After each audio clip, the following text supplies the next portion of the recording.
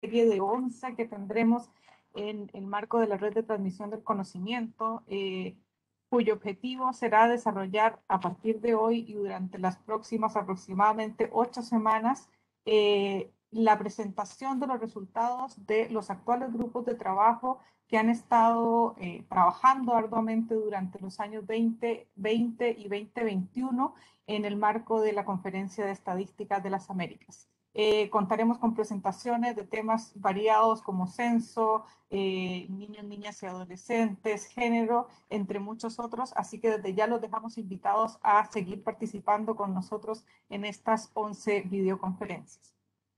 El día de hoy nos convoca un tema muy relevante y que ha estado presente en la Conferencia de Estadística de las Américas durante varios bienios, como son los niños, niñas y adolescentes, perdón. Y quizá antes de empezar con nuestra actividad, quisiera recordarles que pueden hacernos llegar sus preguntas o comentarios a lo largo de toda la presentación que tendremos prontamente, o bien pueden levantar su mano virtual y al final de la presentación estaremos abriendo un espacio para resolver sus preguntas y comentarios, o como les mencionamos, si lo desean, abrir sus micrófonos una vez que hayan levantado su mano.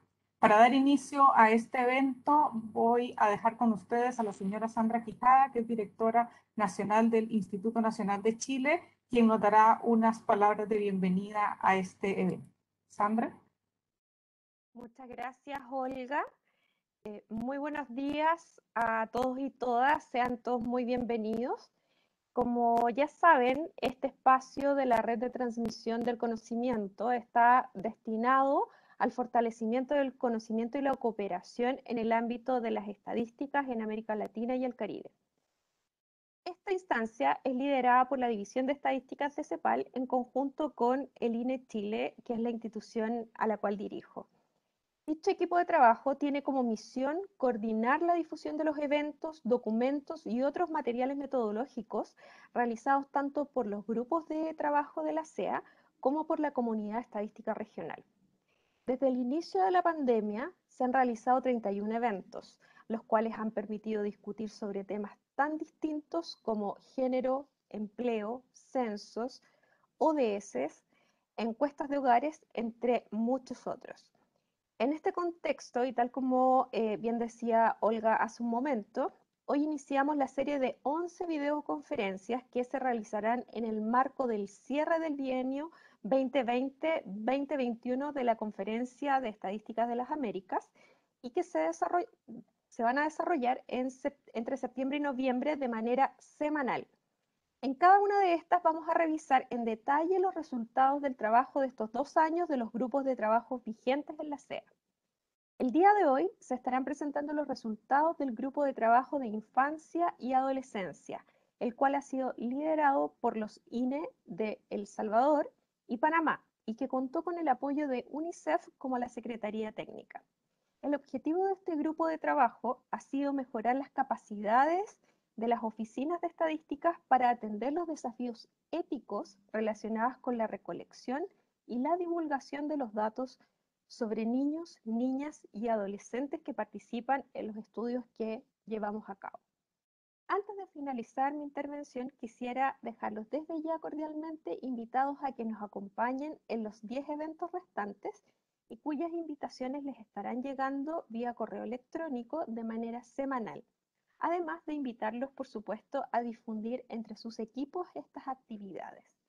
Finalmente, quisiera agradecer a todo el equipo de CEPAL, ¿cierto? El apoyo particular de la División de Estadísticas que ha trabajado en conjunto con nosotros para el desarrollo de este espacio de colaboración e intercambio de experiencias tan relevante para nuestra comunidad estadística. Muchas gracias. Muchas gracias, Sandra, por tus palabras. Javier, ¿podrías confirmarme si seguimos con problemas técnicos con Rolando? Sí, tiene un problema con el link, así que intervengo yo en su lugar. Perfecto. Le damos entonces la palabra a Javier Mancero en representación de la División de Estadística de la CEPAL. Javier. Muchas gracias, Olga. Un gusto saludarte y saludar a Sandra y a los colegas acá presentes. Bueno, básicamente de nuestro lado solamente mencionar que esta actividad en la que estamos hoy día es un poco una de las partes del proceso que se inició hace 2 años, ¿verdad? En la 10ª reunión de la Conferencia Estadística de las Américas, en noviembre del 2019, en la que se crearon 11 grupos de trabajo para trabajar durante este bienio, en los años 2020 y 2021, con el fin de elaborar distintos productos que abordaran temáticas relevantes para el desarrollo estadístico regional. En preparación a la próxima conferencia, a la reunión que va a suceder en noviembre de este año, el INE de Chile, como coordinador de la red de transmisión de conocimiento, en colaboración con la División de Estadísticas de la CEPAL, estamos organizando estas sesiones, ¿verdad?, para presentar los resultados, tal como lo mencionaron ya Sandra Quijada, que me antecedió en la palabra. Básicamente el webinar de hoy marca la inauguración de este ciclo de charlas y vamos a tener la oportunidad entonces de conocer este producto, el protocolo para la recolección y divulgación de datos sobre niños, niñas y adolescentes. El grupo de trabajo en este caso fue coordinado por la Dirección General de Estadísticas y Censos, la DIGESTIC de El Salvador, el Instituto Nacional de Estadística y Censo, INEC de Panamá, y con la Secretaría Técnica de UNICEF y el apoyo también de la División de Estadísticas de la CEPAL. Así que me quedo por aquí. Muchas gracias y bienvenidos a todos. Muchas gracias, Javier, por tus palabras. Bueno, para dar inicio a este evento, como ya lo mencionaron anteriormente Javier y Sandra, hoy día presentaremos los resultados del grupo de trabajo de niños, niñas y adolescentes, en el cual contó con la participación de Bolivia, Brasil, Colombia, Cuba, Honduras, Nicaragua, Paraguay, Perú, República Dominicana y Uruguay, así como El Salvador y Panamá, que ya fueron mencionados anteriormente. Los dejo con ustedes entonces con el señor Luis Vial, quien es sociólogo, máster en Ciencias Sociales de la Escuela de Estudios Superiores en Ciencias Sociales de Francia, que es investigador y consultor en temas de justicia, infancia y prevención de la violencia en distintas agencias, tanto nacionales como internacionales, y ha realizado varias investigaciones sobre el sistema penal juvenil en Chile y los sistemas de protección de infancia en América Latina. Luis ha trabajado de la mano con este grupo de trabajo durante los últimos meses y será responsable de presentar el protocolo para la recolección y divulgación de datos sobre niños, niñas y adolescentes como participantes de estudio. Luis, la palabra es tuya, adelante. Muy buenos días, muchas gracias a todos. Es un honor tener que empezar, digamos, este ciclo de la red de transmisión del conocimiento. Aprovecho de saludar muy cordialmente a la directora del Instituto Nacional de Estadísticas de Chile, Sandra Quijada, a Javier Mancero de la División de Estadística y, por supuesto, a Olga Barquero. Quiero agradecer también a las personas que colaboraron en este proyecto, que partió hace más de un año ya, que tiene que ver con el grupo de niñez y adolescencia de la Conferencia Estadística de las Américas, coordinada por la Oficina de Panamá y El Salvador, con la participación muy activa de Dalis Carrión y de Balboni Madrid, y también con la colaboración de la Oficina Regional de UNICEF, LACRO, para América Latina y el Caribe, donde también tuve una participación muy activa y muy importante de José David Sierra. Bueno, dicho eso, voy a compartir mi presentación para que podamos conversar y ver en conjunto los resultados de este trabajo.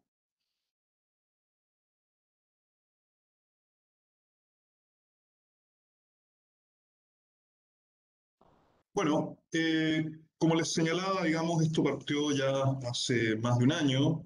Ha sido un largo camino muy interesante que contó además con la colaboración de un grupo importante, ¿no es cierto?, de oficinas de estadística en la región. Se conversó prácticamente con todas ellas, con un grupo muy importante y en algunos casos, digamos, de manera mucho más cercana. Esto parte, ¿no es cierto?, como una inquietud del grupo de trabajo y niñez y adolescencia de la Conferencia Estadística de las Américas hace un poco más de 2 años, ¿no es cierto?, como una propuesta de trabajo para el bienio. Y en que parecía, además, digamos, importante poder, en el fondo, contar con una herramienta que pudiera mejorar justamente las capacidades de las oficinas de estadística para atender los desafíos éticos en recolección y divulgación de datos que incluyen niños, niñas y adolescentes. Y eso implicaba no solamente hacer un trabajo de escritorio en términos de llegar y tomar una guía y en el fondo adaptarla a la realidad latinoamericana y del Caribe, sino que partir primero, antes que todo, realizando un diagnóstico de cuál era la situación, de cuáles eran las prácticas, y a partir de esa observación poder justamente realizar una adecuación, una adaptación, y de esta manera poder generar una herramienta que se adaptara en el fondo a las características, las normas culturales, las dificultades a las que se veían enfrentadas las oficinas nacionales de estadística en la región. Eso, por lo tanto, implicó, y fue parte del objetivo específico, elaborar primero este diagnóstico, ¿no es cierto?, el cual se compartió con las oficinas de manera posterior, elaborar un borrador del protocolo, considerando el contexto local, y luego la realización de un taller con el grupo de niñez para poder discutir este borrador, a partir del cual justamente se ha trabajado junto con la Secretaría Técnica y la participación de UNICEF, ¿no es cierto?, para poder en el fondo contar con una versión definitiva que es la que estoy exponiendo hoy y que, bueno, evidentemente todavía tiene, digamos, algunos comentarios que nosotros estamos trabajando justamente con el apoyo de la conferencia para poder entregar la última versión a partir justamente de estas conversaciones y de lo que podamos conversar el día de hoy. Me parece, antes de continuar, sumamente importante decir, digamos, que estamos en un momento sumamente interesante en ese sentido, que al fin logra llegar de manera mucho más concreta a un trabajo estadístico y a la investigación con niños. De alguna forma, eso es parte de un camino que se viene recorriendo desde que se firma la Convención Internacional de Derechos del Niño a principios, a fines de los años 80, años 89 en concreto, ¿no es cierto? Y que ha llevado, ¿no es cierto?, a un cambio de paradigma, de pasar de una visión adultocéntrica a una visión más bien centrada en la infancia cuando se trabaja con niños. Y esto es muy relevante, y por eso lo digo, porque de alguna forma ha implicado de manera cada vez más común la incorporación de niños, niñas y adolescentes en la investigación estadística, con mayor derecho a la participación. Y tiene que ver justamente con este cambio en que el niño era considerado más bien como un objeto de derecho, desde un paradigma que era conocido como el paradigma tutelar, a un paradigma, ¿no es cierto?, centrado en niños, niñas y adolescentes como sujetos de derecho.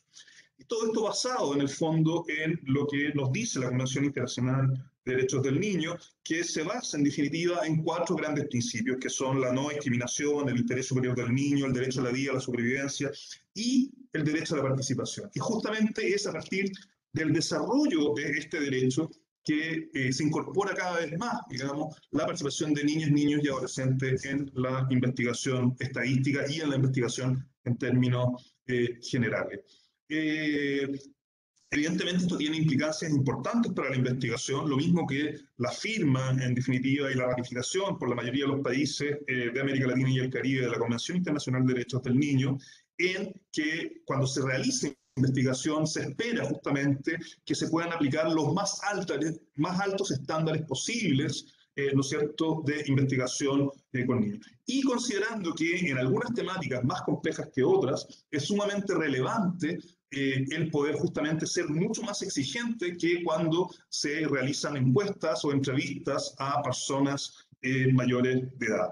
Por lo tanto, hay un tema de cuidado, hay un tema de respeto, pero también hay un elemento que es central, que tiene que ver con justamente la participación. Otro aspecto muy importante que tiene que ver justamente con la etapa del diagnóstico, tiene que ver con que nosotros intentamos justamente hacer un levantamiento de quiénes eran los que realizaban más investigación sobre infancia en la región y qué tipo de investigaciones se realizaban. Bueno, para hacer eso nosotros seguimos un camino, una cierta metodología, ¿no es cierto?, en la cual partimos entrevistando a los encargados de monitoreo de la propia UNICEF, la Fundación de Naciones Unidas para la Infancia, en oficinas de América Latina y el Caribe. Se seleccionaron algunas buscando justamente buscar diferencias según zonas, digamos, dentro del continente y los distintos subcontinentes, en América del Sur, en el Caribe, en Centroamérica, en Norteamérica. Nos esforzamos porque además esto se realizara no solamente en países de habla hispana, sino que también en países de habla inglesa, considerando que hay también ahí realidades distintas. Se hizo una revisión y una sistematización de la bibliografía existente sobre ética con niños, niñas y adolescentes. Eso implicó una amplia revisión de artículos, de guías, donde hay algunos elementos que son mucho más relevantes que otros. Por ejemplo, UNICEF viene trabajando en esto hace ya más de una década. Está el Ethical Research Involving Children, más conocido como ERIC, por sus siglas en inglés, ¿no es cierto? Pero también hay otras guías que sirvieron de inspiración, que justamente nos sirvieron, particularmente una guía realizada por el Grupo Asia-Pacífico, digamos, en casos de niños víctimas de violencia y abuso sexual, que fue una gran orientación para nosotros y que nos permitió justamente elaborar una estructura sobre la cual poder trabajar. Luego se envió un cuestionario por correo electrónico a las oficinas de estadística de la región. En el cuadro que ustedes pueden ver aquí a mano izquierda, da cuenta de cuáles fueron los países a los cuales se le envió este cuestionario. No recibimos respuesta de la totalidad de los países, fundamentalmente recibimos respuesta de los países de habla hispana, se envió también a países de habla inglesa, pero tenemos una muestra importante. Estamos hablando de 21 países de la región que finalmente responden el cuestionario, y no solamente respondieron al cuestionario escrito, sino que además se les entrevistó, es decir, se buscó profundizar, obtener suficientes elementos que pudieran dar cuenta de cuáles eran las prácticas en la región para la investigación ética con niños. ¿Qué es lo que nos pudimos constatar a partir de este trabajo? Pudimos darnos cuenta que se hace mucho más investigación sobre infancia de lo que uno pensara, pero también se levanta mucha información en estudios regulares que realizan las Oficinas Nacionales de Estadística, pero que no necesariamente son investigaciones especializadas en infancia. Y en ese sentido podemos hablar de dos ámbitos. Uno, que tiene que ver con investigaciones específicas y especializadas en temas de niñez y adolescencia, donde predominan fundamentalmente las encuestas MICS y las encuestas DHS, que tienen que ver con el ámbito de la salud sexual, reproductiva y la salud en general también. En algunos ámbitos también levantan información sobre violencia, pero que también hay una gran cantidad de encuestas que incorporan a población infantil. Y ahí es donde, y es por eso que aparece, por ejemplo, en la tabla que nosotros vemos acá, en primer lugar, ¿no es cierto?, las encuestas de empleo, donde, si bien de verdad existe una gran cantidad de países que aplican de manera menos regular encuestas sobre trabajo infantil y sobre las peores formas de trabajo infantil, también es verdad que existe una gran cantidad de encuestas sobre empleo donde se incorpora en el fondo a personas con menos de 18 años. Generalmente eso varía mucho entre un país y otro, al grupo que va entre los 15 y los 18 años, es decir, generalmente la edad está más bien asociada a la edad legal para poder desarrollar trabajo, con autorización de los padres. Pero también sabemos que en el continente existe una gran cantidad de trabajo informal y de muchos niños que por realizar trabajo dejan o son vulnerados en algunos de sus derechos de manera moderada a más grave, ¿no es cierto? No solo por las peores formas de trabajo infantil, porque dejan de acceder a otro tipo de derechos, como puede ser, por ejemplo, el derecho a la educación.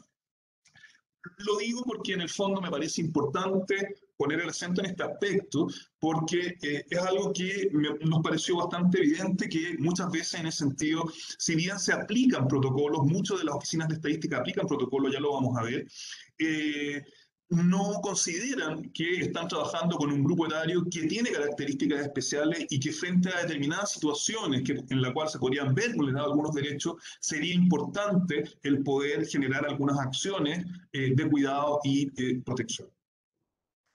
Otro aspecto que es sumamente importante y que es uno de los hallazgos del estudio tiene que ver con el hecho que, si bien en muchas de las oficinas de la región se producen bastantes estadísticas sobre niñez y adolescencia, ellos no concentran, las oficinas no concentran la totalidad de la producción estadística. Eso significa que mucha de la producción estadística en la región en realidad está fuera de los institutos nacionales.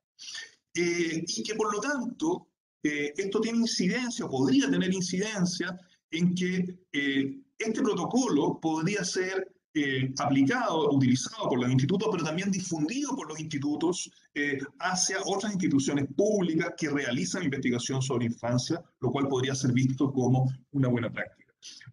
Instituciones públicas que, por lo demás, muchas veces requieren el apoyo metodológico y estadístico de las oficinas de los institutos nacionales. Bueno, como podemos ver acá, digamos, y se mencionan los estudios más importantes tienen que ver con empleo, evidentemente los censos, porque se pregunta mucha información sobre el grupo familiar cuando se realizan censos.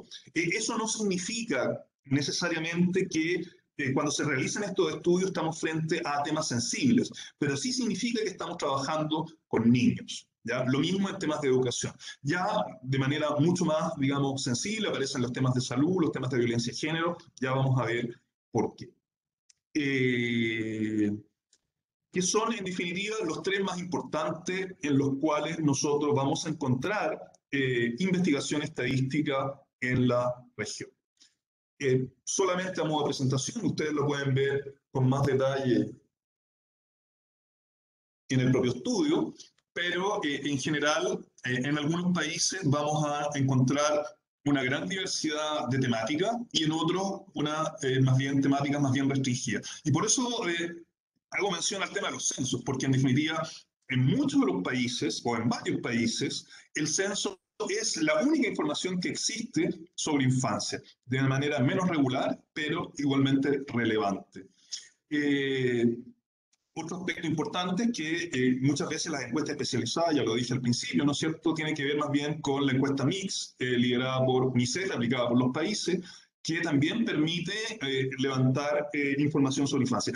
Lo menciono el tema del MIX y el tema de las encuestas de HS también, porque son encuestas que también tienen metodologías propias, ahí también hay buenas prácticas, en cierto sentido, que podrían también servir como una buena práctica difusora hacia otras experiencias dentro de los propios institutos de estadística que permitieran justamente que esas buenas prácticas, esos protocolos que son utilizados para estas encuestas en particular, podrían ser también replicados para otras encuestas, para otros instrumentos aplicados nacionales de estadística.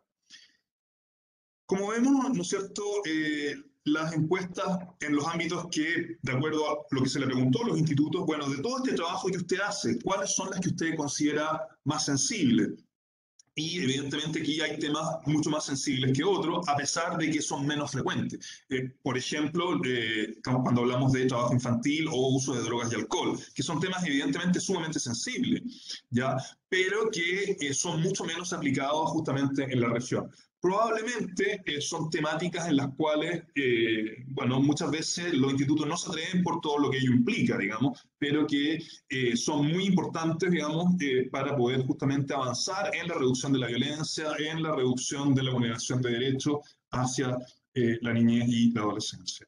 En definitiva, los ámbitos más habituales que generan mayor sensibilidad y nada más en los cuales nosotros pudimos observar con mayor detalle la mayor cantidad de inquietudes presentadas por la oficina son salud sexual y reproductiva, ¿no es cierto? Prácticamente la mitad de las oficinas aplican instrumentos con estas características. Los temas relacionados con violencia intrafamiliar y género, donde en general encontramos muestras en las cuales se incluye a menores de edad, pero también a personas adultas, que son el 38%, y ya de manera mucho más específica, violencia hacia niños, niñas y adolescentes, que es prácticamente un tercio, ¿no es cierto?, de los institutos entrevistados que nos mencionan esto. En menor medida aparece el tema del trabajo infantil, pero, como ya mencionamos, en general las encuestas de empleo entrevistan a niños, digamos, en edad, que tienen la edad legal para trabajar. Y muchas veces la edad legal varía mucho entre un país y otro. O sea, hemos visto, ¿no es cierto?, que en algunos países de la región se entrevista a niños de 10 años, de 7 años incluso, porque ya son niños que están en etapa, digamos, que ya están trabajando. Por lo tanto, eso también impone ciertos desafíos, ciertos cuidados, ciertos resguardos que se deben considerar al momento de hacer investigación y hacen más vigente que nunca esta inquietud que tienen los institutos de estadística por tener justamente este protocolo. Entonces, nosotros les preguntamos a las instituciones, bueno, ¿ustedes utilizan protocolos? Bueno, un poco menos de la mitad, el 48%, es decir, 10 de los 21 institutos encuestados, nos indicó que sí utilizaba protocolos. 8 nos dijeron que no, directamente que no tenían ningún tipo de protocolo, y 3 de ellos no respondió a la encuesta. Cuando decimos sí utilizan protocolo, aquí también hay que tener cierto cuidado, porque claro, si uno se rigiera justamente por las guías internacionales y las mejores prácticas observadas a nivel internacional, claro, los protocolos tienen ciertas exigencias, cierta estructura, ciertos requerimientos al hacer investigación con niños, en los cuales no necesariamente se ajustan a la forma en la que los institutos que nos señalaron utilizar estos protocolos, contar con protocolos, se ajustan necesariamente a estos estándares y a estas guías, que tienen justamente una serie de pasos respecto a los cuales preguntamos para ver si tenían, justamente se ajustaban o no a estas características. En definitiva, lo que constatamos es que quienes nos dicen que utilizan protocolos, en general utilizan los mismos protocolos para adultos que para menores de 18 años, lo cual, igual, de todas maneras, es mucho mejor que no contar con protocolos, donde se resguardan algunos elementos que son sumamente importantes, que tienen que ver con la protección de la identidad, que tiene que ver con el consentimiento, que tiene que ver con la información a los padres respecto a lo que se tratará en la encuesta. Todos elementos muy importantes, pero hay otros aspectos que también deben ser resguardados, que han sido mostrados que son justamente buenas prácticas en la investigación ética, y que podrían ser justamente incorporados a través de la propuesta que estamos, las recomendaciones que estamos realizando. Se consultó entonces respecto a cuáles son los estudios que dirigidos a niños que utilizan protocolos. Y respecto a estos estudios, bueno, los institutos de estadística en general en toda la región nos informaron respecto a 34 estudios en 15 de los 21 países. Y aquí constatamos, ¿no? en el gráfico que pueden ustedes ver acá a mano derecha, ¿no es cierto?, constatamos que, bueno, no todos estos procedimientos se cumplen en todos los países, ¿ya? Los más habituales, como decía recién, tiene que ver con que se le informa a los padres y los cuidadores en qué consiste, cuáles son los objetivos de la investigación, cuáles pueden ser justamente los resultados. Hay un trabajo en términos de la protección de datos. Mucho de esto tiene que ver con los marcos normativos de los institutos y con las buenas prácticas estadísticas que han sido adoptadas por los institutos, pero que no necesariamente se adaptan al trabajo con este grupo en particular. Y un aspecto que también es importante, pero menos, digamos, presente, que tiene que ver con la preparación del equipo de terreno para trabajar con niños. Ahí también, de nuevo, y por eso las entrevistas y no solamente el envío del cuestionario fueron muy importantes, nos dimos cuenta que en realidad, si bien los equipos están generalmente preparados, están mucho más preparados cuando se trata justamente de encuestas especializadas en infancia, mucho menos cuando se trata de encuestas regulares que incorporan en sus muestras a población menor de 18 años. ¿Ya? Y en ese sentido, claro, esto podría ser objeto de preocupación, sin embargo, hay que considerar que generalmente justamente cuando hablamos de estos estudios especializados, estamos pensando en algunos aspectos que generalmente están considerados dentro de estos protocolos, que son fundamentalmente las encuestas MIX y las encuestas de HS. Sin embargo, no son las únicas encuestas que levantan información sobre niños y muchos institutos muchas veces hacen investigación respecto de temas sensibles, como tienen que ver con las peores formas de trabajo infantil, abuso sexual, violencia sexual, que requieren otro tipo de procedimientos y que además requieren muchas veces, de acuerdo a las recomendaciones y mejores prácticas, justamente establecer otro tipo de procedimientos éticos que aseguren la protección de los niños, niñas y adolescentes que participan de estos estudios. Y ahí hay un tema que es especialmente complejo, digamos, en el cual nosotros lo hemos introducido como recomendación, con la mayor flexibilización posible y que de alguna forma tiene que ver con la etapa en la que nos encontramos, que tiene que ver, por ejemplo, con el tema de la confidencialidad. El tema de la confidencialidad es un tema sumamente complejo para los institutos porque la mayor parte de los institutos de la región, si es que no todos en realidad, tienen el deber, ¿no es cierto?, de mantener el secreto estadístico, lo cual está muy bien, por cierto. Y eso pareciera chocar con el tema del levantamiento de la confidencialidad. ¿Por qué? Porque en el fondo el levantamiento de la confidencialidad con la autorización muchas veces de los niños puede implicar justamente gatillar o activar acciones de protección hacia niños que durante el trabajo de campo se detecta que han sido vulnerados en sus derechos. Y es por eso que el levantamiento de la confidencialidad fue incorporado como pregunta. Y eso significa no necesariamente romper con el secreto estadístico, y de hecho así ha sido puesto en la propuesta de protocolo, sino que generar acciones que permitan proteger la situación que ha sido detectada. Es decir, justamente en estudios particularmente sensibles en que se observen, se detecten vulneraciones de derechos que podrían implicar justamente una vulneración grave y que debieran justamente generar algún tipo de respuesta, que no necesariamente implique una denuncia, pero sí algún tipo de acción encaminada justamente a generar una acción de protección.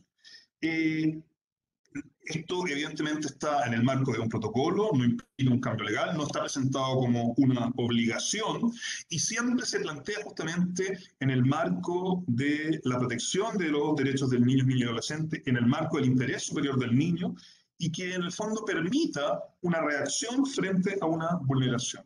Hay otros aspectos que también son relevantes, como por ejemplo la etapa inicial, ya lo vamos a explicar con mayor detalle, que tiene con análisis de daños y beneficios, o la presencia o no de comités de ética. Solamente el 40% de los países indicaron tener comités de ética, que justamente es un elemento, una instancia que permite prevenir situaciones que sean detectadas durante el trabajo de campo. Y en ese sentido, nosotros le consultamos justamente a los institutos cuáles eran las mayores dificultades que ellos tenían en la producción de estadística con niños, niñas y adolescentes desde un punto de vista ético, ¿ya? Las mayores dificultades en el sentido planteadas tienen que ver con el tema de la privacidad, y esto es muy importante porque justamente es algo que aparece, y es por eso que el trabajo de campo aparece como la etapa más compleja en el levantamiento de información con niños, niñas y adolescentes. Porque justamente muchas veces cuando estamos justamente en el trabajo de campo y vivimos todavía en sociedades que están en una transición desde una perspectiva adultocéntrica hacia una perspectiva del niño, niña y adolescente como sujeto de derecho, en que los padres quieren intervenir o no quieren que los niños expresen su opinión, o porque se trata de temáticas tan sensibles que muchas veces justamente los padres muchas veces ni siquiera saben que sus hijos se han iniciado sexualmente. Y los hijos o hijas no quieren que sus padres tampoco lo sepan. Entonces, el tema de la privacidad es un tema sumamente relevante. Y el tema de la privacidad además se vincula con la obtención del consentimiento de los padres, otro aspecto que vamos a abordar, que también es un elemento justamente particularmente sensible e importante cuando se realiza investigación. Si es que los padres están de acuerdo o no en que sus hijos participen. Y que si es que están de acuerdo, muchas veces quieren estar ahí presentes, lo que evidentemente entra en conflicto con la privacidad que quiere tener el niño, niña, adolescente al momento de expresar su opinión, porque muchas veces justamente existen conductas, existen situaciones que ellos no quieren que sus padres sepan porque no están enterados y al momento que se van a enterar va a ser ese. Otros aspectos tienen que ver con la madurez y la etapa del desarrollo, otros tienen que ver con la seguridad de los equipos y de los propios encuestados, cómo abordar estos aspectos. Y este conflicto, ¿no es cierto?, que ya mencioné recién, que, ¿no es cierto?, entre el secreto estadístico y la denuncia por violación de derechos. Bueno, una serie de aspectos, en definitiva, todos muy complejos y que hemos tratado de abordar y respecto a los cuales existen una serie de guías que nos han orientado para poder justamente generar un protocolo ad hoc. Junto a esto se levantaron una serie de dudas éticas, digamos, y metodológicas planteadas por los institutos, ¿no es cierto? Una serie de recomendaciones más basadas en los aspectos normativos de cada uno de los países y algunas inquietudes metodológicas relacionadas con la preparación del personal de terreno. Cuestiones que justamente hemos incorporado como ejemplos prácticos al final del protocolo, si es que han tenido la oportunidad de observarlo.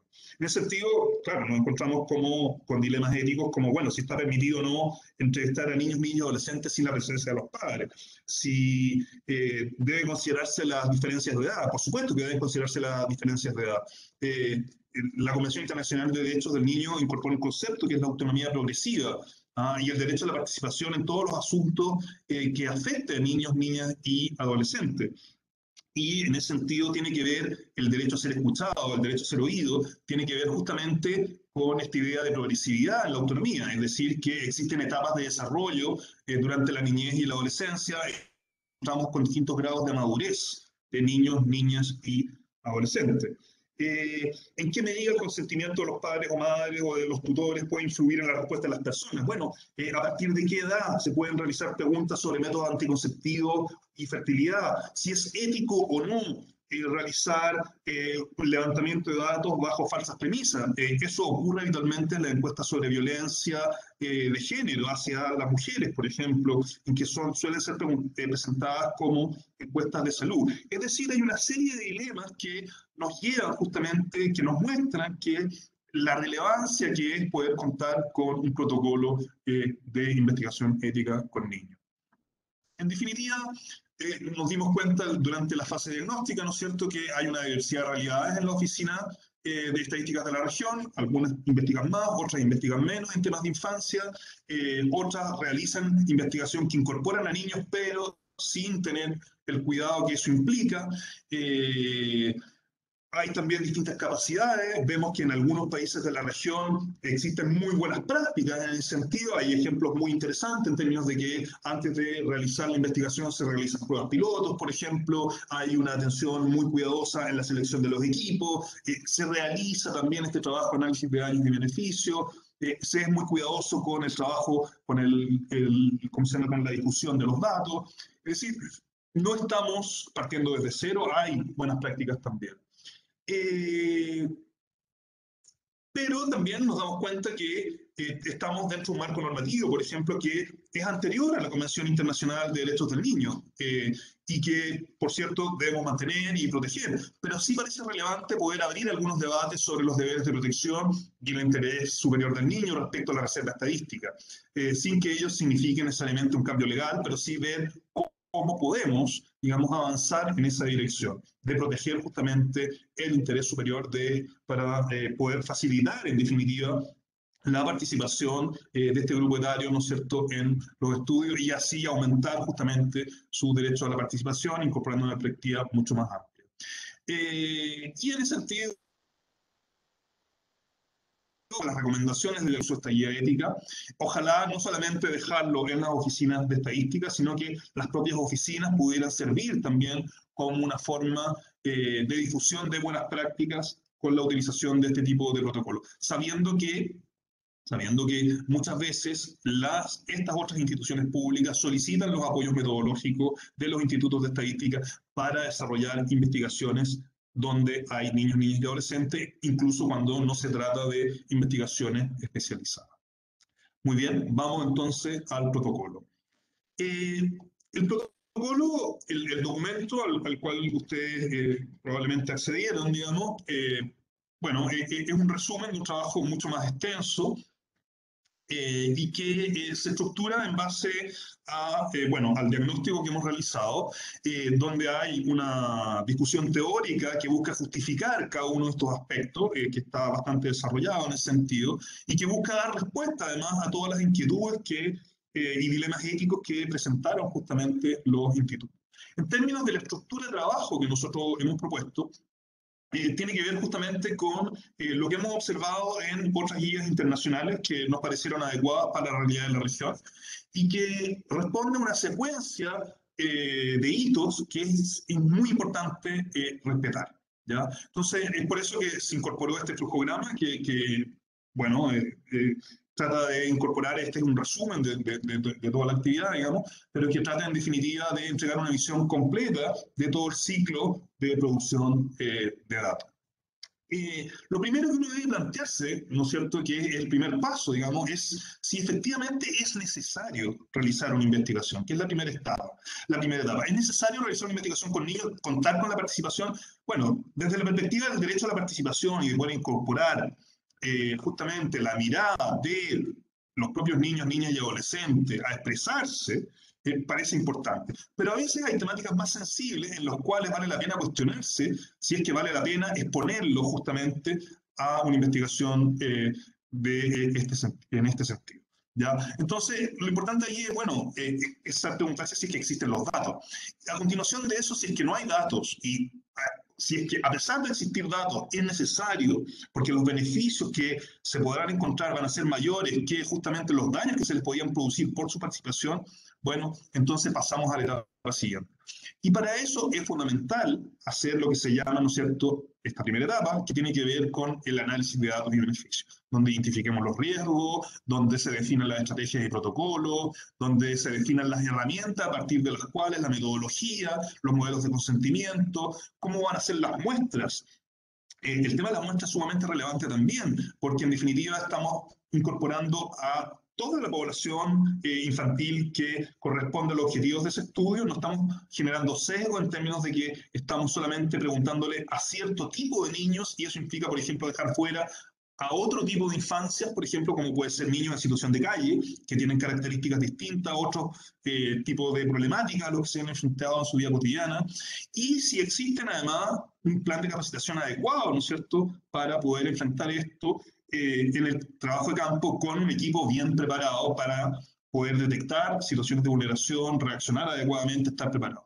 Todos estos elementos son los que deben ser revisados en un segundo momento, ¿no es cierto?, por un comité de ética. Esto también es un aspecto sumamente importante, menos trabajado, que a veces puede ser visto como engorroso, pero sumamente necesario. Un comité de ética que no tenga conflicto de interés, que en lo posible sea ajeno a la institución que está realizando la investigación, que puede ser una universidad, una organización, pero en esto hay que ser flexible.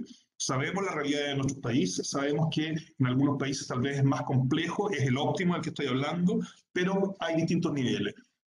Si es que no puede existir una universidad, un centro especializado, profesionales que puedan hacerlo, bueno, buscaremos alternativas, que puede ser un comité a lo mejor en otra área del mismo Instituto de Estadística, pero que en definitiva pueda hacer esta revisión y generar comentarios respecto a los instrumentos, tener una mirada que no implique en definitiva un conflicto de interés. ¿Ya? Y luego pasamos, bueno, si es que aprueba, pasamos a la etapa de trabajo campo. Recién ahí pasamos a la etapa de trabajo campo, una vez que este comité de ética ha revisado. Un comité que debe tener un carácter consultivo.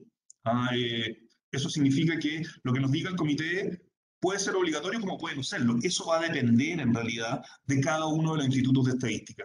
En ese sentido, insisto, y soy majadero al respecto, un protocolo no es una norma legal, es una guía, es una orientación. No teníamos una guía para hacer investigación ética con niños, ahora contamos con una guía para hacer investigación ética con niños. ¿Qué significa eso? Podemos respetarla en un 100% o podemos incorporar mayor o menor nivel de flexibilidad. Es una orientación que nos permite orientarnos y nos permite saber qué tan lejos estamos, ¿no es cierto?, de cumplir con un estándar óptimo. A veces no están las condiciones para tener el estándar óptimo, pero es fundamental y necesario contar con información estadística sobre infancia para poder hacer buenas políticas, para poder justamente beneficiar a este grupo etario. Entonces, una vez que pasemos al trabajo de campo, hay otros aspectos que son sumamente relevantes. Por ejemplo, el tema del consentimiento. El tema del consentimiento a un adulto, el tema del consentimiento incluso a menores de 18 años, cuando estamos hablando de niños, niñas, cuando estamos hablando de adolescentes emancipados, por ejemplo. Y cuando estamos hablando de niños mayores de 8 años, solicitar siempre, ¿no es cierto?, el asentimiento al niño. Sea verbal, sea escrito, que exista una constancia, que al niño efectivamente se le explicó, que tiene claro por qué está participando, cuáles pueden ser las consecuencias, cuáles pueden ser los objetivos de su participación dentro de este estudio, cuáles pueden ser sus beneficios por participar o no. Y luego algunos aspectos de la entrevista que son importantes a tomar en cuenta, digamos, que tienen que ver, bueno, justamente con la confidencialidad, con el tema de los derechos, a que el niño, y aquí de nuevo entramos en tensión con el tema del secreto estadístico y con incluso algunas normas legales que tienen la mayoría de los institutos, que es la obligación que tienen de responder. Todas las personas tienen la obligación de responder de acuerdo a la mayor parte de los regímenes legales de los institutos. Entiendo que en la práctica esto no se aplica en un 100%, ¿de acuerdo? Sin embargo, se establece como un derecho del niño a no responder. No estamos hablando de un adulto, estamos hablando de una persona menor de 18 años en desarrollo, ¿no es cierto?, que tiene el derecho a no responder, que tiene derecho incluso a renegociar los términos, y que a pesar de haber dado su consentimiento a participar, durante el transcurso de la entrevista podría no querer seguir siendo entrevistado o dejar de hablar en definitiva, y que por lo tanto el entrevistador debe estar preparado para justamente a enfrentar esta situación y no insistir en que, porque el niño no quiere seguir respondiendo, ¿ya? ¿Y qué hacer cuando estamos frente a investigaciones mucho más sensibles que podrían generar algún nivel de daño? Y para eso también hay que estar preparado. Y por último, la etapa final, que tiene que ver con la difusión de resultados, que justamente debe, bueno, tener mucho cuidado con el tema de la desagregación, el uso seudónimo, de que no permita justamente la identificación de personas. En general, la mayor parte de los institutos en la región tienen mucho cuidado con eso para todos los rangos etarios, ¿ya?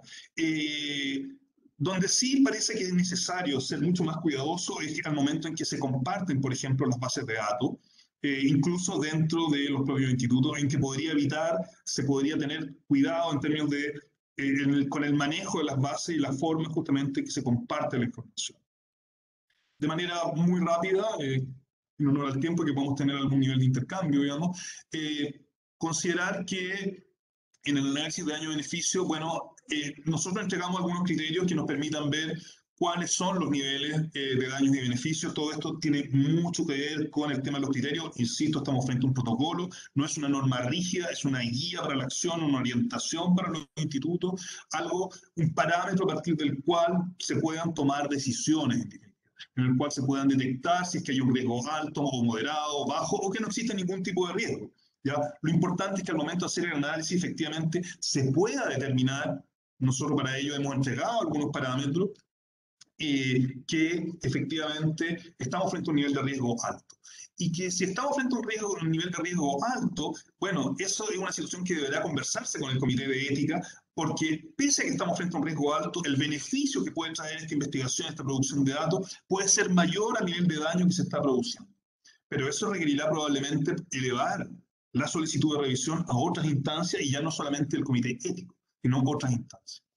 Por otro lado, si es que existen justamente estos niveles de riesgo, de daño moderado o alto, bueno, tenemos que ser capaces de poder reaccionar, porque la producción de datos es tan relevante que lo vamos a hacer igual. Porque finalmente los beneficios que esto acarreará van a ser muy buenos para este grupo etario. Pero para eso necesitamos la coordinación con otras instancias que no son parte probablemente de los institutos, que tienen que ver con servicios sociales, con los servicios de protección que están disponibles. Bueno, ¿qué pasa si no están?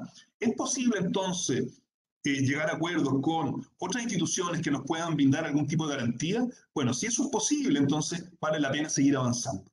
De lo contrario, es mejor que no. Ya vamos a ver por qué.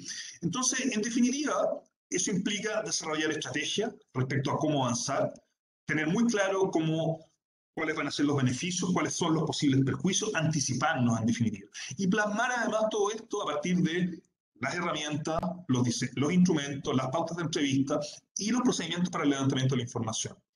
Tener modelos de consentimiento que establezcan de manera clara cuáles son los objetivos de la investigación, conocidos por niños, niñas y adolescentes, conocidos por los tutores o los adultos responsables o el adulto significativo, que puede ser una persona incluso designada por el propio niño. Hay situaciones más complejas, niños en situación de calle que no viven con sus padres. Bueno, pero tiene que haber algún adulto significativo, cercano, que pueda dar el consentimiento sobre la participación de este niño justamente en esta investigación.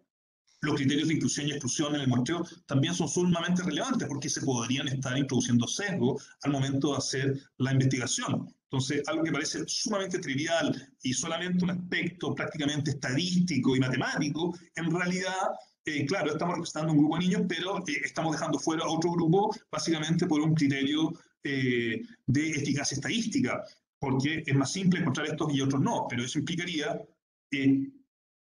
vetar el fondo del derecho a participación de uno de los grupos. Por otro lado, muy importante el plan de capacitación donde se consideren los factores socioculturales. Fundamental. Las realidades de la región en ese sentido son sumamente diversas entre los distintos subcontinentes y eso hay que tomarlo en cuenta.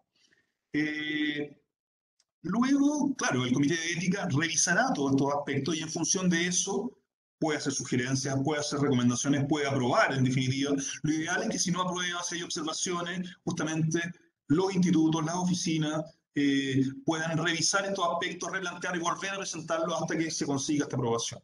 Insisto, pero dije antes, cuando hablamos de la percepción del comité de ética, todo esto va en pos de poder justamente ajustar y levantar el estándar de investigación ética con niños. No significa necesariamente que se aprueba o rechaza y no se realiza la investigación, eso va a depender de cada instituto y en ese sentido va a depender de la vara, de la posibilidad, de los objetivos, de la necesidad de contar con esa información. Pero consciente de lo que estamos haciendo, que hemos anticipado todas las situaciones posibles. ¿Ya? Y en ese sentido hacemos recomendaciones. El comité ético podría rechazar y la investigación estadística podría continuar. No es lo óptimo. No es lo óptimo, por cierto, pero podría ser así. Insisto, estamos frente a un protocolo y no frente a una norma legal. El consentimiento informado en ese sentido es un aspecto sumamente importante. El niño debe saber qué está haciendo, en qué se está involucrando. ¿Ah? Asimismo los padres. Lo ideal es siempre poder contar con ambas cosas. Y en ausencia de padres o tutores, padres, madres o tutores, bueno, existen a veces organizaciones de defensores de los derechos del niño, los cuales podrían justamente entregar esa autorización. Podrían haber funcionarios que tengan responsabilidad legal en ese sentido, como puede ser el propio director del instituto, o directora, o puede ser un adulto de confianza, que por ejemplo puede ser el líder de una comunidad. Puede ser el profesor en una escuela, u otros adultos, digamos, significativos para los... Incluso un adulto designado por el propio adolescente, por el propio niño, como un adulto de confianza. Importante en ese sentido todo lo que tiene que ver con las condiciones de seguridad, es un aspecto que además preocupa a las oficinas, no solamente respecto a niños, niñas y adolescentes, sino incluso respecto a los propios equipos que levantan la información, eso muchas veces por lo sensible de las temáticas, de algunas de las temáticas que pueden generar reacciones de parte de padres y madres, ¿no es cierto?, o de los tutores. Y aspectos que tienen que ver con la confidencialidad, el anonimato, el derecho a no responder, como ya señalado, y todas las acciones que se seguirán en caso de daños que han sido anticipados previamente. Y finalmente, una vez realizada la entrevista, todo lo que tiene que ver con la difusión de resultados. Y ahí entramos con aspectos que tienen que ver con las propias bases de datos, ¿no es cierto?, con el tema del cifrado de la identidad. Muchas de estas acciones ya son realizadas por los institutos. Lo importante es que justamente podamos estandarizar estos elementos, digamos, y poner algunos cuidados especiales cuando se trata de niños. Ahí un aspecto sumamente puntual, pero muy importante, que tiene que ver, por ejemplo, con la vigencia de los datos por un periodo determinado. La recomendación en general es que ojalá los datos sobre niños, niñas y adolescentes no se almacenen por más de 5 años. Y eso tiene que ver con que estos niños, niñas y adolescentes en un futuro más o menos cercano van a convertirse en adultos y van a haber información sobre ellos que ellos mismos entregaron, que tal vez en su etapa adulto ellos no quieren, digamos, que esa información esté ahí disponible porque entregaron su consentimiento en otra etapa de su vida, ¿ya? Y que elementos que incluso podrían ser decisivos justamente para esa etapa adulta, que podría tener consecuencias, un impacto, un efecto en su etapa como adulto, y que por lo tanto es recomendable que las bases de datos en un momento determinado donde exista la identidad que permite identificar a estos niños sean eliminadas, ¿ya? Lo que no significa que no podamos mantener bases de datos sin la identidad de los niños, donde no se pueda identificar en definitiva a niños, niñas y adolescentes en las mismas, ¿ya? Pero bueno, sabemos que al momento de levantar los datos en general es recomendable, por lo tanto, almacenar bases de datos separadas, ¿no es cierto? Una que tiene la identidad y otra que no. Generalmente las de la identidad son las que permiten generar todos los aspectos que tienen que ver con control y supervisión de la calidad estadística. Claro, para eso efecto es muy importante, pero luego, cuando entramos a la etapa de análisis, todos esos elementos ya dejan de ser relevantes y sobre los cuales hay que tener mucho más cuidados. Y luego entramos a la etapa de análisis de la información. Y aquí lo mismo, aquí también entran a jugar aspectos que están en la Comisión Internacional de Derechos del Niño, que tienen que ver con contar con profesionales y analistas sumamente cualificados, con usar técnicas y estadísticas robustas, es decir, asegurarnos que niños, niñas y adolescentes, cuando estamos hablando de ellos, estamos utilizando las mejores técnicas disponibles, estamos utilizando a profesionales bien calificados, que saben, que conocen sobre infancia, y si es que no existen especialistas, bueno, que estamos usando los mejores profesionales disponibles que tenemos para trabajar con datos sobre infancia. Y luego, sumamente importante, al momento de la difusión de resultados, bueno, respetar el principio de no maleficencia, es decir, no perjudicar a los participantes, asegurar la garantía de confidencialidad. Bueno, entremos al protocolo. No lo voy a pasar completo, bueno, por un tema de tiempo. Básicamente me interesa explicar su estructura y en ese sentido solamente me voy a quedar en la etapa de diseño, a modo de ejemplo justamente para poder mostrar cómo funciona, ¿ya? Está estructurado en 2 pasos. Hay un primer paso en que, como decíamos, mostrábamos en el flujograma, que tiene que ver con verificar si es pertinente o no que niños, niñas y adolescentes participen en la investigación. Y una segunda instancia, una vez que hemos verificado que sí, que es posible, que es necesario, verificar si los procedimientos éticos en la etapa de diseño, en el trabajo de campo, en la fase de análisis, han sido anticipados y están siendo revisados de manera adecuada. Y en el fondo esto está planteado como una serie de preguntas en que usted deberá responder sí o no, ¿ya?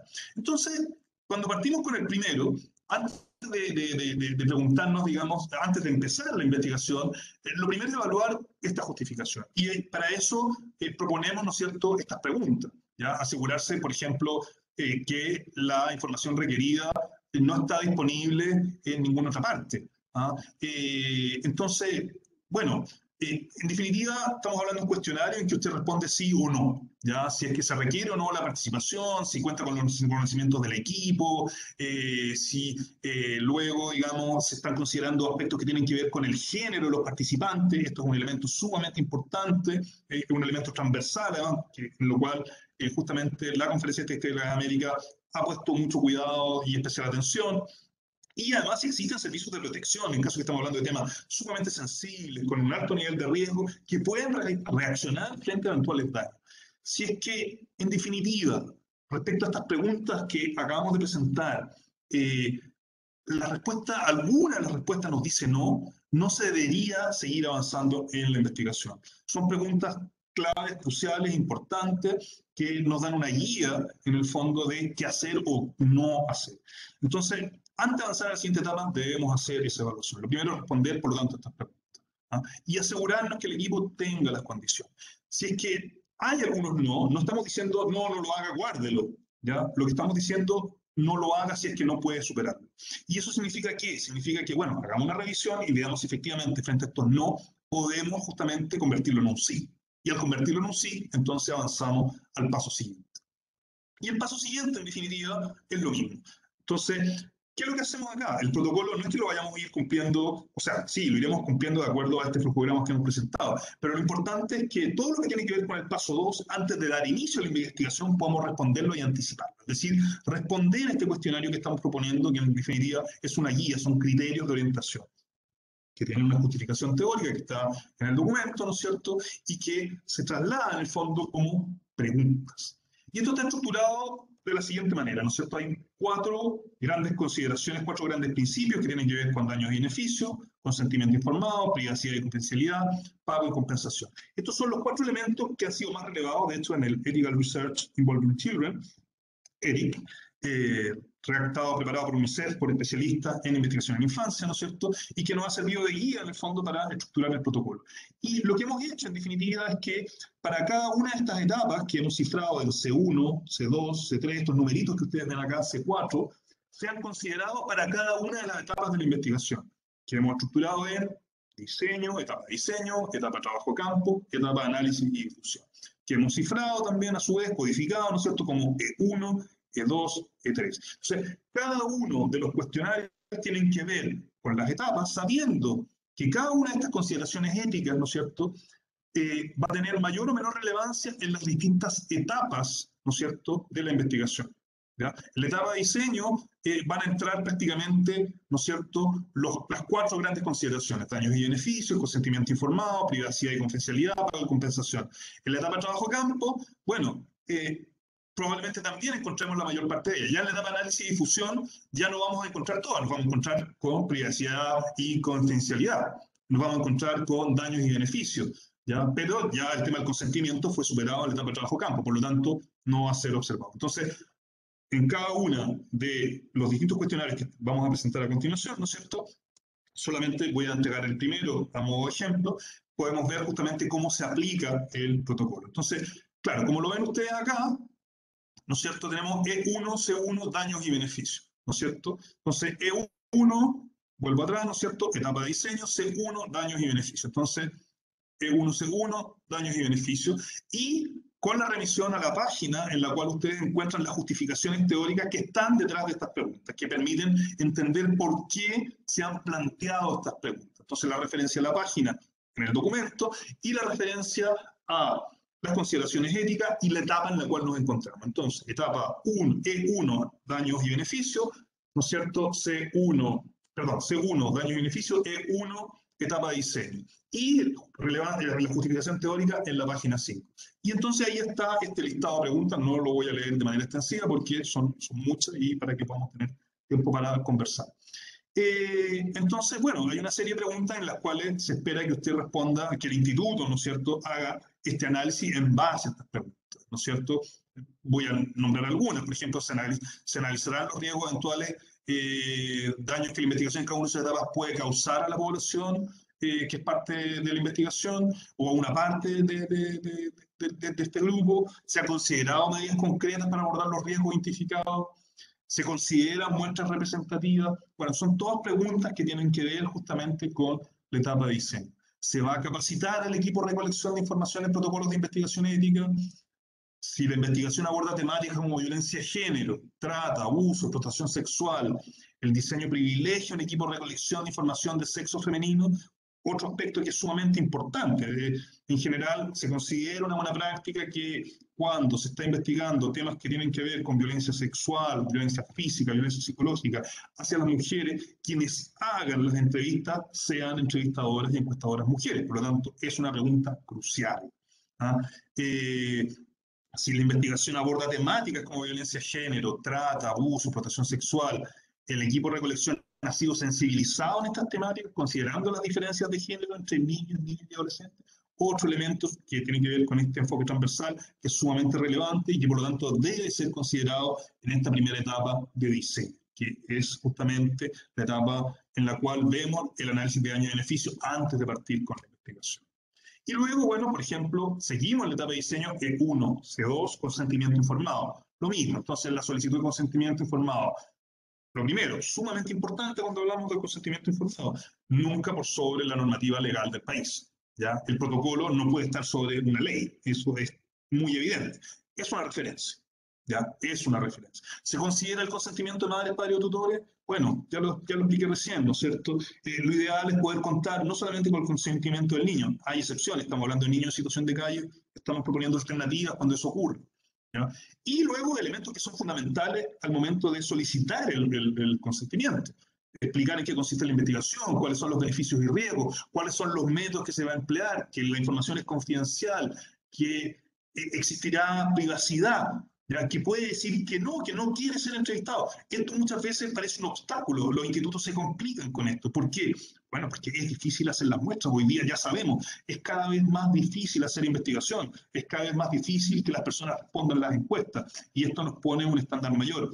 Pero bueno, sabemos que estamos frente a un sujeto especial que requiere una atención especial, que son niñas, niños y adolescentes. Bueno, más respecto al consentimiento, temas de privacidad y confidencialidad, aquí lo mismo, entonces E1, estamos hablando, ¿no es cierto?, de la etapa de diseño de la investigación, C3, estamos hablando, ¿no es cierto?, de las consideraciones éticas asociadas a privacidad y confidencialidad. ¿Y en qué página? En la página 14 vamos a encontrar las justificaciones que fundamentan la realización de estas preguntas, por qué es relevante hacerse estas preguntas, ¿ya? Y es ahí donde, bueno, va a aparecer, ¿no es cierto?, las condiciones de privacidad, ¿ya? Donde, por ejemplo, decimos que, bueno, queremos una condición de privacidad, ya, pero cuando hacemos privacidad tenemos que tener mucho cuidado en que tampoco se generen o estemos generando condiciones para que, por ejemplo, se produzcan situaciones de abuso entre entrevistadores y personas entrevistadas. Entonces, o que haya sospecha de ello de parte de padres, madres o tutores, ¿ya? Y que, por lo tanto, en un lugar visible, pero donde no puedan ser escuchados. Es decir, donde los niños puedan expresarse libremente, pero que padres, madres o tutores no estén escuchando las respuestas y que tampoco puedan revisar la respuesta de los niños. Es fundamental para poder, si no estamos garantizando la privacidad de la entrevista, ni la confidencialidad de la misma. El tema de los pagos de compensación, que es un tema complejo, en general, bueno, aquí hay que plantearse algunas preguntas, digamos, en términos de cuándo sí y cuándo no, digamos, en general, cuándo se considera un pago y cuándo no, cuando se hace un regalo, estamos hablando de un pago, bueno, hay algún tipo de compensación en definitiva, pero bueno, hay algunas situaciones en las cuales sabemos que, por ejemplo, niños que trabajan por estar respondiendo la entrevista han perdido horas laborales o que deben trasladarse a un lugar para poder responder la encuesta. Bueno, en esos casos sí, estamos hablando de que se justifica. ¿cierto? Entonces, para todo esto requiere de criterios, toda una serie de elementos que justamente deben ser analizados con sumo cuidado en las primeras etapas. Bien, eso consiste en mi presentación. Lo que yo propongo ahora es una estructura para poder responder algunas preguntas, básicamente, bueno, respecto al diagnóstico, respecto al flujograma, respecto a la implementación de procedimientos éticos en el paso 1, paso 2, digamos, algunas preguntas particulares, ¿no es cierto?, sobre la implementación. Eso sería de mi parte. Muchísimas gracias. Muchas gracias, Luis, por tu completa presentación. Tenemos unas preguntas en el chat y vemos una mano levantada por el momento, así que quizás si nos ayudan desde el equipo de soporte mientras vamos dando la palabra a la persona que tiene la mano levantada, podemos empezar por una que tenemos en el chat. Nos dice, considerando que la función de las oficinas de estadística al realizar levantamiento de datos es la elaboración de estadísticas y censos oficiales y no la de denunciar frente a vulneraciones constatadas de niñas, niños y adolescentes, me parece que dicha denuncia escapa de las atribuciones legales de las oficinas de estadística. Si las oficinas de estadística tienen el secreto estadístico como la mayor garantía para la entrega de la información fiable, exacta y oportuna, ¿cómo compatibiliza entonces si luego los hechos informados pueden ser denunciados a otros organismos para su persecución? Bien, no sé si vamos a juntar un grupo de preguntas o voy respondiendo, si es que no sé si hay preguntas similares, voy respondiendo uno. Por lo pronto... Si te parece, aprovechemos que tenemos a Saurasani. Sí, Espero haber dicho bien tu nombre. Ya, perfecto. Te escuchamos. Puedes encender tu micrófono para hacer tu consulta o comentario.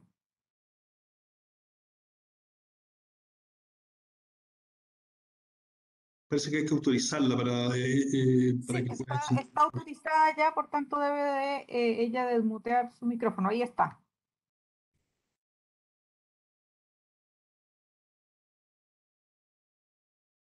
Está muteada nuevamente.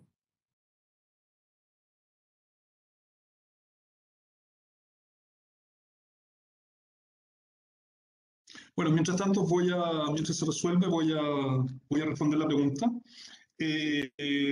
Bueno, es una muy buena pregunta y es una de las mayores inquietudes que han presentado varias oficinas. Así que es bastante razonable, digamos, plantearla. Yo en ese sentido quiero decir algo muy claro, digamos, o sea, y que respecto a lo cual quiero ser muy majadero en realidad. Cuando hablamos de un protocolo, digamos, al César lo que es del César, digamos, un protocolo es un protocolo, no es una norma legal, ¿ya? El secreto estadístico lo es, el protocolo no puede estar por sobre una norma legal. Sin embargo, dicho eso, sí nos parece que es posible entregar algunas orientaciones respecto a cómo proceder, ¿ya? Y es un poco más bien el objetivo de justamente esta herramienta, qué hacer frente a determinadas situaciones. Porque el punto es que efectivamente en el campo, en temas sumamente sensibles, nos podemos encontrar frente a situaciones muy graves, ¿ya? Y que en el momento en que estamos protegiendo el secreto estadístico, claro, lo que estamos haciendo en definitiva es resguardar la confidencialidad de esa persona, incluso previniendo el riesgo. Incluso muchas veces el realizar una denuncia puede acarrear mucho más consecuencias que no realizarla, ¿ya? Algo también a tener en cuenta al momento de hacer justamente el análisis de daños y beneficios. Pero lo que nosotros no estamos diciendo bajo ninguna circunstancia, y eso no es lo que dice el protocolo, es que frente a situaciones de vulneraciones graves de derechos, a la integridad física o psicológica del niño, niña o adolescente entrevistado o entrevistada, ¿no es cierto?, haga una denuncia. Lo que estamos diciendo es haga algo. Y haga algo no significa hágalo usted. Lo que significa es canalice este problema de manera directa o indirecta, vea cómo abordarlo. Y por eso es que en el protocolo estamos hablando de que esto es una tarea que además no necesariamente debe hacer el instituto. Primero, estar preparado para dar una contención, como mínimo, ¿ya? Entonces, cuando estamos frente a una situación justamente así de grave, bueno, el entrevistador debe estar preparado para reaccionar. Eso también es parte del protocolo. Y eso también ya es una acción, ¿ya? Si un niño o una niña se pone a llorar, se desahoga o reacciona de manera violenta porque justamente frente a esa situación está reviviendo lo que se le está preguntando, que está asociado al trauma, que puede ser una situación de violencia sexual o de abuso físico o psicológico, bueno, el entrevistador debe estar preparado para reaccionar. Eso también tiene que ver con hacer algo, ¿ya? Y hacer algo puede limitarse a eso, ¿ya? Porque es lo que esa oficina puede hacer, dado que en el análisis se concluyó que era sumamente relevante poder levantar esa información por los beneficios que va a traer para ese grupo en general, como también porque es posible que intervengan tal vez otras instituciones que tal vez ellas sí, si llegan justamente al caso, podrían proceder a realizar la denuncia. El tema es cómo abordamos ese caso, cómo analizamos esa situación. Lo que no significa de manera automática que frente a la detección del problema, el entrevistador deba ir a hacer la denuncia. No estamos diciendo eso. Lo que estamos diciendo, busquemos alguna acción que permita mitigar, contener, reducir el daño, que justifique que hemos tomado el riesgo de entrevistar a niños y adolescentes, ¿no? Porque estamos haciendo un estudio de una alta sensibilidad. Entonces, ¿el secreto estadístico es una garantía para el entrevistado? Sí. Pero frente al encuentro un daño de parte de una institución pública, uno espera, como justamente a partir de un estándar ético mayor, porque está el interés superior del niño, que debiera estar por sobre justamente ciertas normas legales, que también es una norma legal, más ratificada por la mayoría de los países de la región, donde hay una colisión, ¿no es cierto?, hay un conflicto. Y el interés superior del niño debe ayudar justamente a superar eso. El interés superior del niño es una norma que ayuda justamente a dirimir este tipo de problemáticas, ¿ya? Donde justamente la denuncia puede ser un camino, pero tal vez no el más adecuado, pero es algo que se debe anticipar. Entonces, no estamos diciendo necesariamente denuncia, pero sí acuda a los servicios de protección para ver cómo justamente a ese niño se le entrega alguna ayuda, a esa niña se le entrega alguna orientación, donde ella a lo mejor puede ir a ella misma a hacer la denuncia. Entonces, no significa necesariamente eso, significa que estamos procediendo a levantar alguna acción.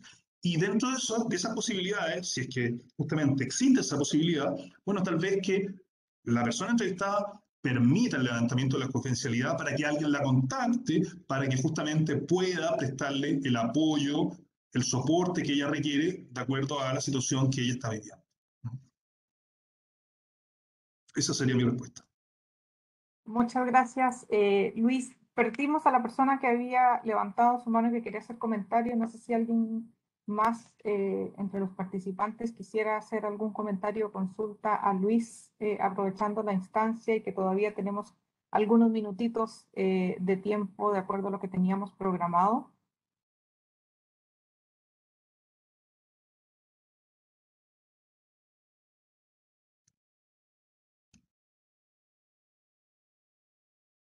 No tenemos más comentarios ni consultas por ahora. En ese contexto, no sé si Rolando, que ya nos acompaña, quisiera dar algunas palabras de cierre para finalizar este primer evento, que como les comentamos, es el primero de 11 que tendremos y para los cuales los dejamos desde ya invitados a acompañarnos. Rolando. Muchas gracias, Olga. En primer lugar, disculparme porque tuve algunos problemas para conectarme en la Webex al principio. Pude tener la oportunidad de seguir durante todo el tiempo la presentación que Luis nos hizo. La verdad es que una presentación bastante amplia, bastante clara en la parte de la definición con la identificación de los países que están haciendo este tipo de ejercicios, los que están recopilando este tipo de información, y los elementos más importantes es cómo recabar la información, que también hace una presentación y la problemática que se puede presentar. Yo, la verdad es agradecerles a todos ustedes la presencia. Y como bien lo comentó Olga y Sandra y Javier, pues la idea es hacer una continuidad de aquí a que tengamos nuestra conferencia estadística de las Américas, que será a finales de noviembre, poder ir repasando cada uno de los documentos, toda vez que durante el evento pues ya será solamente un breve resumen y una breve presentación sobre las actividades. Yo les agradezco mucho la atención y el que nos hubieran acompañado durante todo este tiempo. Regreso contigo, Olga, y agradeciéndoles a todos su asistencia. Muchas gracias, Rolando. Bueno, por mi parte, agradecerle nuevamente a Luis su detallada presentación, invitarlos a todos a seguir en este ciclo de conferencias y comentarles que la próxima la tendremos el próximo martes 28 y en esa ocasión estaremos conociendo en detalle la guía metodológica para las mediciones del uso del tiempo en América Latina y el Caribe. Además, recordarles que en el sitio web de la RTC, que les dejamos en el chat, encontrarán disponibles las grabaciones de todos estos eventos, así como las presentaciones, y en el momento en que cada uno de estos documentos sea presentado formalmente en la conferencia, tal y como mencionó Rolando, también estarán disponibles en ese espacio para que puedan ser consultados por todos ustedes. Así que tengan una muy buena tarde y los dejamos desde ya invitados a seguirnos acompañando a partir de ahora. Que tengan buena tarde. Gracias. Muchas gracias a todos, muchas gracias por la invitación. Ha sido un honor participar, así que me despido. Hasta luego, muchas gracias.